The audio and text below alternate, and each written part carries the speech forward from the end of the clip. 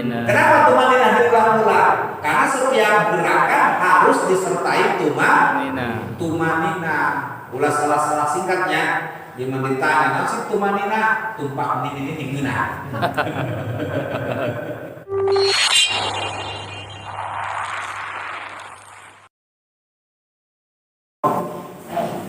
Kita kembali menyambungkan kajian fikih dalam bab sholat, sekaligus kita akan menyambungkan perihal tentang rukun sholat. Ya. Jadi rukun sholat itu di sini disebutkan ada 18. Nah, di antara sudah kita bahas dari 1 sampai 4, yaitu 1 niat, yang kedua takbiratul ihram, yang ketiga berdiri bagi yang sehat, yang keempat membaca Fatihah. Jadi kita lanjut nih. Wa yajibu tartibuha bi ayyaqra'a ayatiha ala nabihal ma'ruf. Jadi Al-Fatihah harus dibaca dengan urut, yaitu dengan urutan yang sudah maklum. Artinya enggak boleh tidak tertib, enggak boleh baca semaunya. Contoh, kalau bacanya semaunya meskipun semuanya terbaca, tapi kalau tidak berurutan maka tidak sah. Contoh, Bismillahirrahmanirrahim, Ar-Rahmanirrahim, Alhamdulillahirabbil alamin. Ngaco. Begitu dikasih tahu, "Wih, Mang, itu pakai loncat." Enggak, penting mah kowe baca kabeh. Seperti dulu, bukannya dari wajah dulu dibasuh, malah dari kaki dulu. Meskipun memang semua anggota wudu dibasuh, tetap tidak sah karena tidak tertib. Nah, begitu juga orang yang baca Fatihah harus berurutan. Mana urutannya? Dari ayat pertama sampai ayat ke-7 tidak boleh diseling. Ya, dari ayat pertama. Nah, ayat pertama Fatihah, mazhabnya Imam Syafi'i wajib diawali Fatihah dengan basmalah. Jadi Bismillahirrahmanirrahim itu wajib. Berbeda dengan mazhabnya Abu Hanifah.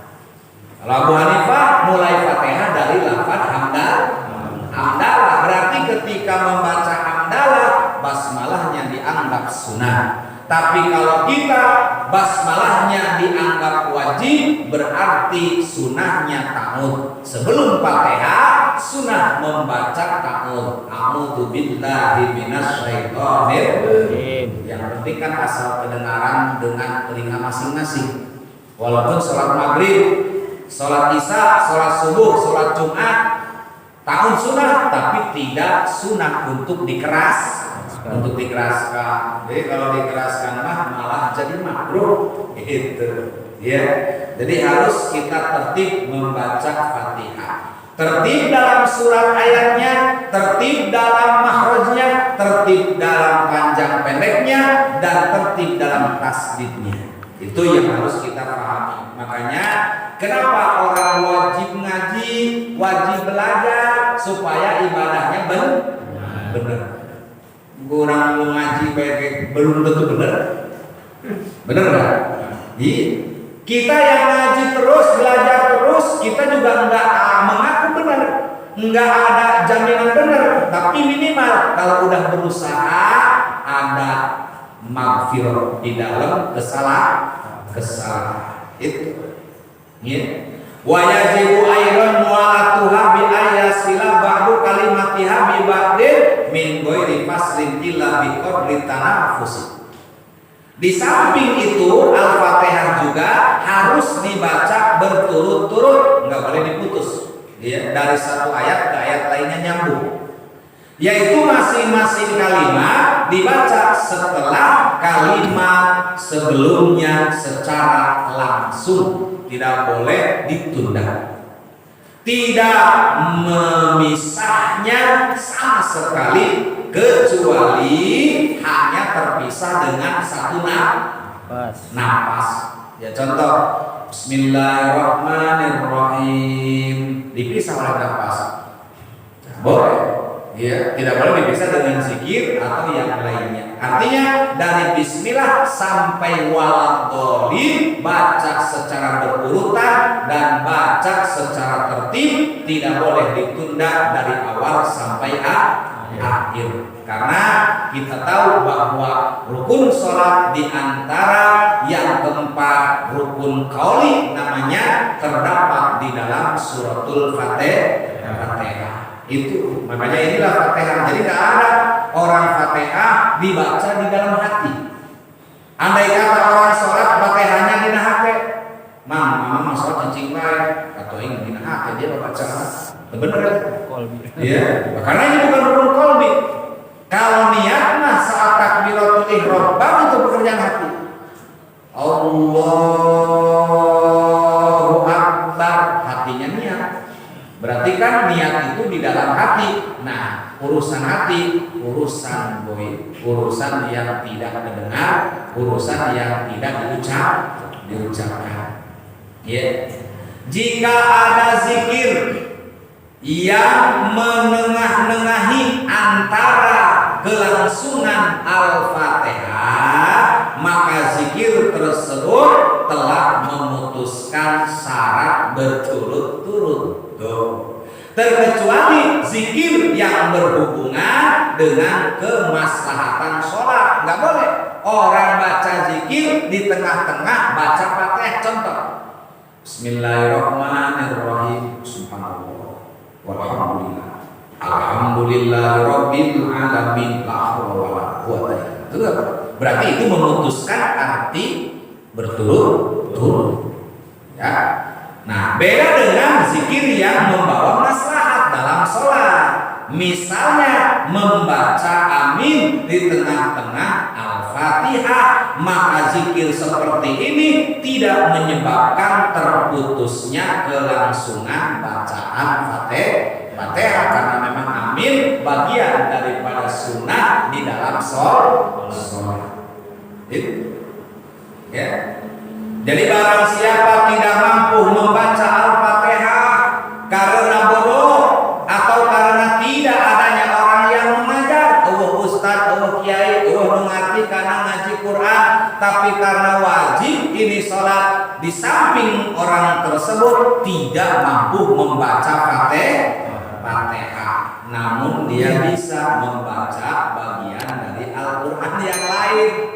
Misalnya ayat Al-Quran, ayat yang lain dia hafal, sementara Fatihah tidak hafal. Jadi bagaimana?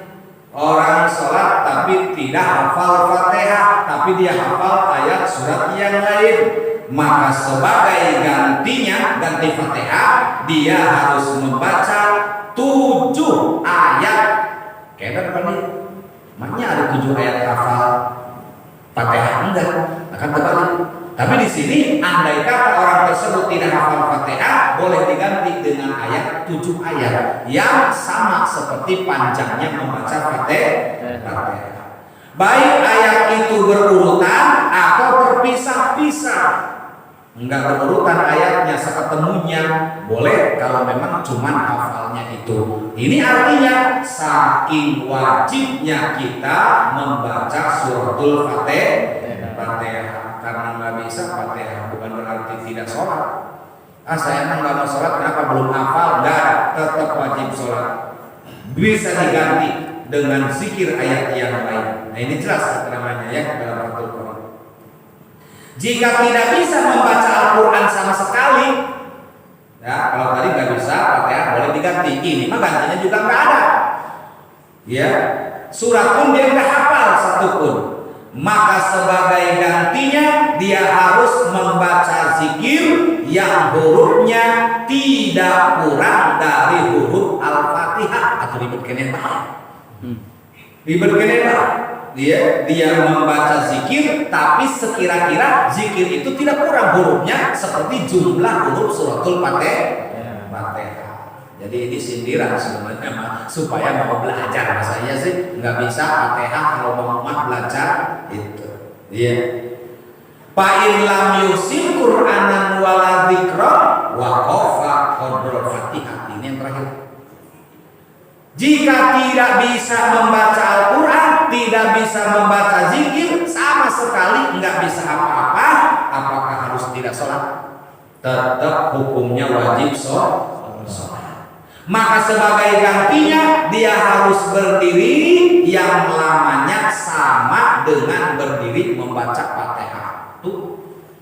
Meskipun dia tidak bisa menggantikan bacaan Fatihah, zikir subhanallah nggak bisa, alhamdulillah nggak bisa, Allahu akbar nggak bisa, sama sekali nggak bisa, ya wis ngadeg meneng bae.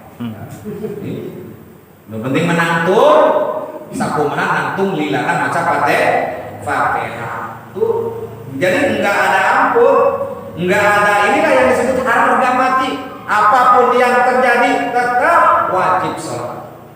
Ya, meskipun dia Fatihah nggak hafal, surat yang lain dia tidak hafal, zikir yang lain dia tidak hafal, maka tetap wajib sholat meskipun dia hanya diam berdiri selama sekira-kira membaca Fatihah. Maka yang nggak bisa aja tetap wajib sholat, apalagi yang sudah hafal Fatihah. Makanya dibalik lagi, yang hafal Fatihah aja banyak nggak sholat, apalagi yang nggak bisa. Jadi inilah kita banyak alasan ketika sholat, katanya bajunya kotor. Ada lagi alasan niatnya usolinya belum bisa. Ada yang udah bisa usoli, katanya wudunya belum ngerti. Nah ini alasan. Makanya alasan itu ternyata telah menzolimi dirinya sendiri. Itu ya. Wa fi ba'din nusahi wa qira'atul Fatihati ba'da bismillahirrahmanirrahim wa hiya ayatun minha. Ya. Pada sebagian redaksi kitab lain terdapat keterangan bahwa membaca Al-Fatihah itu sesudah membaca Bismillahirrahmanirrahim, dan Bismillahirrahmanirrahim itu termasuk satu ayat dari Al-Fatihah. Ya, ini jelas anaknya Imam Syafi'i. Jadi itu Fatihah. Makanya kemarin sudah diserangkan kemarin itu ya, bagaimana orang yang salah dalam membaca Fatihah yang sudah terlatih tapi salah tasdidnya, salah panjang pendeknya, maka hurufnya tertukar, maka fabatola qiraatuhu, fabatola sholatuhu. Jadi orang yang meninggalkan tasdidnya, memanjangkan yang pendek atau memendekkan yang panjang, maka batal bacaannya dan pastinya batal sholatnya. Ini nggak harus panjang, tapi dipanjangin. Ya, ini harusnya panjang, nggak panjang. Contoh, iyyaka na'budu wa iyyaka nasta'in. Ini enggak. Iyyaka na'budu wa iyyaka nasta'in. Nah, itu kan telah menghilangkan harokat. Ini sangat membatalkan. Bagi yang sudah terlatih, yang mestinya dia bisa seperti itu, arahin supaya bisa. Beda dengan tadi, kemampuannya hanya sebatas itu. Kalau memang kemampuannya hanya sebatas itu, ya nggak apa-apa, karena dia bisa cuma segitu. Tapi bagi yang masih bisa untuk lebih baik, maka lebih baik. Ya, makanya kita ini paling malas mengulang pelajaran, apalagi sorotan Quran. Ya, udah paling malas. Makanya dibawalah ke seni, dibawalah ke bayati, karena ayat kemauan. Amun ngahaja-haja bae urang ieu geus kalor lah, urang ngaji Quran sorotan atuh malas. Apalagi hanya sekedar belajar tajwid. Tapi berhubung dibawa kepada istilahnya qori, dibawa kepada ibaratnya tarik suara, ya, yang ibaratnya ada daya, ada keinginan, seni, makanya pasti ada kemauan. Di situ. Mengajar-ajar kan benar tentang tajwid. Cenah yang ngeus bawa lagi setengah 2 kali bukan. Gitu kira-kira, ya. Nah, jadi itulah diantaranya rukun sholat yang keempat adalah membaca Fatihah. Maka Fatihah ini yang bagus adalah kita putus satu persatu ayat. Bismillahirrahmanirrahim, putus. Jadi maksudnya tidak diwasol. Alhamdulillahi Rabbil Alamin. Putus. Jadi putusnya dengan apa saja. Jadi tidak ada masalah. Ya, yang jadi masalah itu putus dengan zikir, putus dengan pekerjaan yang lain. Ya. Dan kalau memang mau wasol, selagi dia tahu cara ilmu wasol, nggak ada masalah. Tapi yang jadi masalah, dia nggak ngerti wasol, malah diwasol ngaco. Bismillahirrahmanirrahim. Alhamdulillahirabbil alamin. Maliki yaumiddin. Iyyaka na'budu wa iyyaka nasta'in. Shiratal mustaqim. Ngaco kemana-mana. Jadi dia menganggap itu wasol, nyambung, ternyata salah dalam wasol. Jadi kalau diwasol, ilmunya harus paham. Bismillahirrahmanirrahim. Alhamdulillahirabbil alamin. Arrahmanirrahim. Maliki yaumiddin. Harus benar wasol. Tapi kalau tadi mah cepat, gancang, ngaco. Bismillahirrahmanirrahim. Alhamdulillah. Dok tahlil teh. Entar itu wasol atau hukuman. Biarpun ini Fatihah bukan di dalam sholat, sebaiknya harus benar bacanya. Meskipun bacanya di luar sholat, misalnya lagi tahlil, tetap baik baca benar. Karena bacaan itu tidak ruku, dia malah lain sholat iya. Walaupun lain sholat, tetap Quran kudu benar. Itu, ya, itu yang keempat. Nah sekarang wal khamisu ar-ruku wa aqallu fardihi liqaimin qadirin ala ruku'i muqtadiri. Yang kelima, rukun salat adalah ruku. Pertanyaannya, ruku ini termasuk rukun salat. Apakah rukun salat dalam ruku pilih apa qauli? Pilih. Nah, jadi kita harus belajar pintar. Ruku adalah rukun sholat, tapi rukun sholatnya fi'li karena kerjakan oleh badan. Kalau qaulima diucapkan oleh lisan. Jadi kalau orang ruku gunakan badan. Bagaimana ruku? Nah, dipraktekin. Ya, mendoyongkan, membungkukkan punggung antara kepala leher. Kemudian meluruskan paha, kaki dan juga tangan. Barulah ketika udah pajak, udah lurus, ada sunah ketika ruku membaca tasbih, yaitu subhana rabbiyal azimi wa bihamdihi. Nah, bacaan subhana rabbiyal azimi wa bihamdihi itu adalah sunah, tetapi yang dimaksud dengan rukun adalah rukunya. Itu. Jadi rukunya yang rukun, bacaan tasbihnya adalah sunnah. Ya. Nah, minimal rukun bagi orang yang berdiri dan mampu serta berpinggir normal dan dua tangan lututnya utuh adalah melengkungkan badan sampai tangan menempel pada lutut. Ya. Jadi nempel pada lutut gambarnya. Jadi ketika orang itu ruku, ini patokannya. Ya, patokannya adalah tangan, jangan sampai begini nih tangannya. Ya. Jadi jangan sampai ini tangan ini tidak lurus. Kalau sampai tangannya memang nggak lurus, atau otomatis kemana-mananya kacau. Tapi yang pertama yang harus kita pahami adalah tangan ini.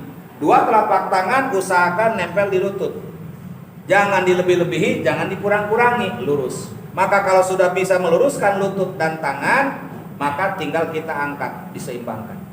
Jangan terlalu begini, jangan terlalu begini. Kalau begini nggak lurus, begini juga nggak lurus. Tapi bagaimana supaya lurus? Antara punggung dengan leher seperti ini, dengan pandangan tetap ke tempat sujud. Ini kita banyak lihat sholat yang rukuk kayak begini. Jadi karena beteng batur ya nonjok apa? Pas saya pendeta. Jadi lemah ruku pas kieu lah. Laju pan tukang silat main keprak Pak. Ngajungkel pan jelema. Ya. Jadi ini namanya ruku. Adapun membaca subhana rabbiyal azimi wa bihamdihi itu sunnah. Walaupun dia baca berulang-ulang, kalau rukunya enggak benar, enggak sesuai dengan syariatnya, maka tidak sah rukunya. Ya. Jadi kadang-kadang orang ruku asal-asalan.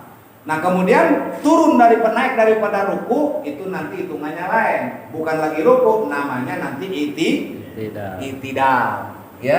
Nah seperti itu.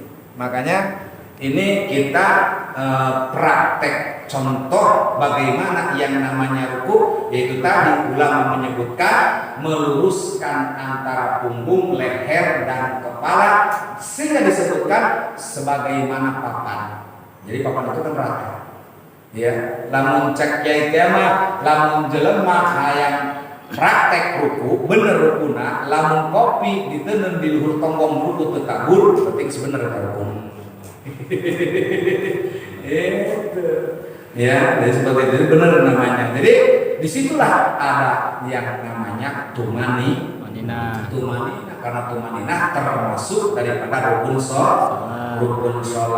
Ya, jadi harus benar-benar ini nempel tangan di lutut, tidak boleh didoyongkan, tidak boleh ditekuk. Jadi luruskan tangan sebagaimana lurusnya itu paha. Kemudian mengikuti punggung. Nah, diperkirakan antara leher, punuk dengan kepala. Nah, itu diantaranya rukun fi'li daripada rukun sholat. Fa in lam yaqdir ala hadza ruku'i in hana maqdurahu aw ma'a bitarfihi. Nah, jika tidak mampu memelengkungkan badan, membongkokkan badan, maksudnya dia nggak bisa, mungkin ada penyakit atau bagaimana, sampai seperti itu, maka lengkungkanlah semampunya. Dan jika masih tidak mampu juga dia melaksanakan ruku, maka isyaratlah dengan mata. Nah, ini mah orang yang sakit, dari cangkeng lah, dari cangkeng itu kawawa, waduh asal potong bae dalam ruku. Ternyata masih bisa diganti dengan isyarat. Isyarat apa? Mengedipkan mata. Mungkin sholatnya sambil duduk atau sholatnya sambil tidur, tiduran. Nah itu dia, ini saking wajibnya sampai seperti ini. Ya. Wa malu rukui lintas biatu rukui dhahrahu wa unuqahu bihaisu yasironi kasofiatin wahidatin. Nah, jelas. Ruku paling sempurna adalah meratakan antara punggung dan leher sehingga seperti papan yang rata, dan menegakkan betis serta memegang kedua lutut dengan kedua tangan. Jadi kalau udah bisa praktek ruku seperti ini tadi, maka inilah cara sholat yang benar, cara sholat yang berdasarkan syariat, dan semata-mata itu dilakukan oleh kita agar supaya sholat kita tidak sia-sia. Mudah-mudahan hayang kabeh amal ibadah eta diterima, lain puasa bae, lain wudu bae, tapi jeung sholatna, jeung rukuna, jeung sujudnya. Allahumma rabbana taqabbal minna wudu'ana wa salatana wa siyamana wa qiyamana wa ruku'ana wa sujudana. Kabeh disebutkeun.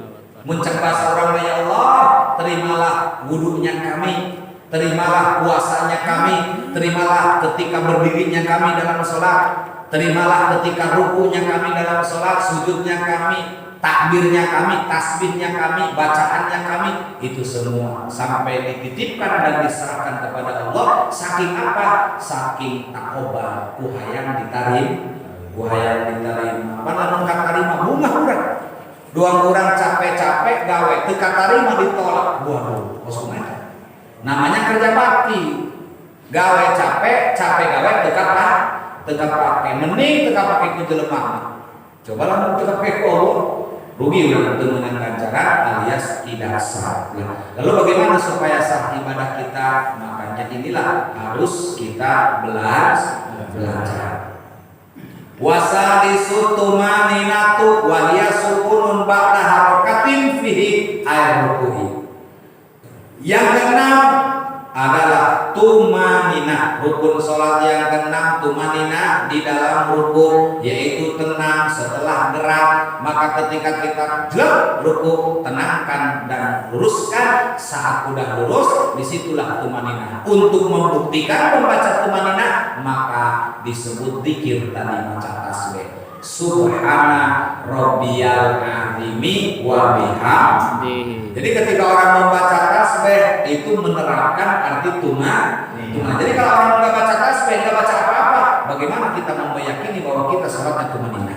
Maka dengan tumanina tadi kita sudah baca tasbih. Itu pengertian daripada artinya menempatkan tumanina. Jadi tumanina itu anteng, tidak berubah-ubah, tidak terlalu buru-buru, ya. Jadi terlalu lambat juga tidak, terlalu buru-buru juga tidak. Maka kalau sholat masih ada tumanina, maka itu sholat masih dianggap sah. Insya Allah. Wal musannifu yaj'alu tumaninata fil arkani rukna mustaqilan wa ma alaihi Nawawi bi tahqiqi. Yai musannif menjadikan tumanina dalam beberapa rukun sebagai rukun yang mandiri.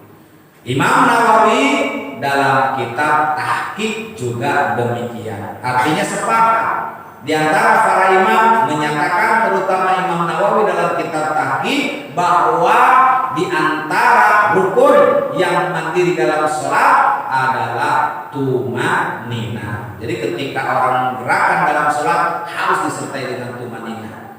Ya, makanya dalam nado itu disebutkan ya takbir nado maca fatihah rukun tumanina. Jadi ada rukun ada tumanina. Disebut tadi tidak tumanina, sujud lumbung tumanina. Kenapa tumanina diulang-ulang? Karena setiap gerakan harus disertai tumanina. Tumanina.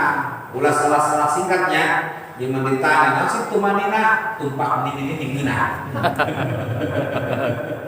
Ya, jadi tumanina itu anteng atuh. Oh, sebenarnya ini anteng bener. Jawaban eta dia. Gitu. Jadi tumanina tidak berubah-ubah, tidak meninggalkan perkara yang rukun. Maka inilah tata cara sholat yang diajarkan oleh ulama kepada kita supaya apa? Supaya tadi sholat kita baik, sholat kita benar, sholat kita hak. Yang insya Allah dengan demikian mudah-mudahan amal ibadah kita semua diridhoi oleh Allah Subhanahu wa Ta'ala. Amin. Ya.